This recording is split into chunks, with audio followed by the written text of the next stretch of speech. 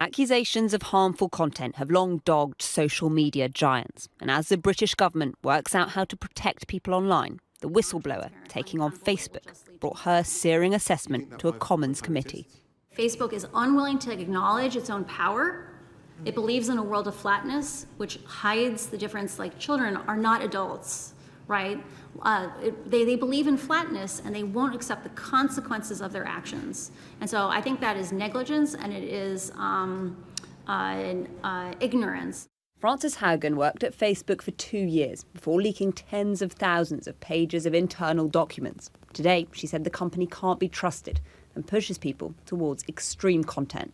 If you get an eating disorder when you're 16, you may have osteoporosis for the rest of your life, right? There are going to be women who are walking around this earth in 60 years with brittle bones because of choices Facebook made now. When she didn't get top marks, she used to be quite grumpy, which is quite normal for an athlete, I think. It is especially difficult evidence for Keith to hear. He'll never know exactly what led his daughter to take her own life. Zoe had long struggled with eating disorders. It was only after she died that her parents found what she'd been viewing online. She became anorexic. She was spurred on by social media, I believe. And as she became more prolifically involved in anorexia, she was looking at some pretty awful content online, where girls were sharing information about self-harm. We never knew. We never knew until she died. If we'd have known what was going on and what she was looking at the time, we would have taken her phone away from her. The reason that the Facebook whistleblower Frances Haugen was here was to give evidence to a committee that is scrutinising the long-awaited online harms bill.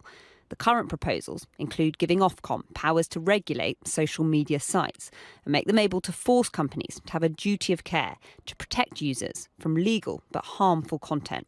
Companies in breach of the rules could face fines of up to £18 million, or 10% of their annual turnover. The government said it would also have the power to block access to these sites in the UK. Facebook say they're changing. They make new accounts private or friends only by default for people under 18 and direct anyone searching about topics like eating disorders to organisations that can help.